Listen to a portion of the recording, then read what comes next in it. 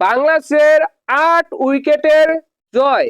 এই ম্যাচে সাইফ হাসান 2 উইকেট পেয়েছে এবং 36 রান করেছে।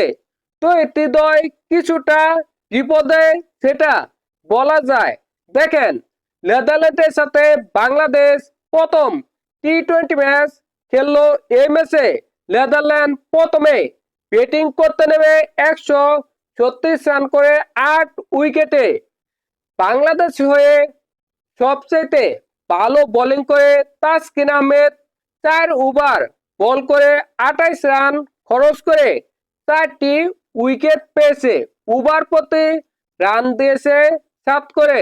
মুস্তাফিজুর রহমান 4 ওভার বল করেছে, মাত্র 19 রান দিয়েছে, 1 উইকেট পেয়েছে।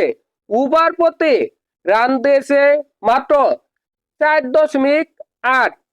সাইফ হাসান আজকে 2 ওভার বল করেছে, 18 রান দিয়েছে, 2 উইকেট পেয়েছে। ওভার প্রতি রান দিয়েছে 9 করে। বাংলাদেশের টার্গেট 137 রান। এই রান বাংলাদেশ করে ফেলবে, এটা মোটামুটি সকলের জানা। কিন্তু বাংলাদেশের ব্যাটাররা এই ম্যাচে কতটা প্রস্তুতি নিতে পারে, এই ম্যাচে বাংলাদেশের ব্যাটাররা কেমন খেলে, এটাই ছিল সকলের নজরে। দেখেন, আজকে বাংলাদেশের ওপেনার ইমন 9 বলে করেছে 15 রান। তানজিদ হাসান তামিম করেছে 24 বলে 29 রান এবং লিটন কুমার দাস বাংলাদেশের ক্যাপ্টেন, সে অসাধারণ খেলেছে, সে দুর্দান্ত খেলেছে। 29 বলে করেছে 54 রান, জাস্ট অসাধারণ। লিটন কুমার দাস এশিয়া কাপ 2025-এর আগে ফর্মে ফিরেছে, এটাই সুখবর। সাইফ হাসান আজকে যেমন বোলিংয়ে অসাধারণ করেছে, তেমনি ব্যাটিংয়ে করেছে দুর্দান্ত। তিনি 19 বল খেলে করেছে 36 রান, জাস্ট অসাধারণ।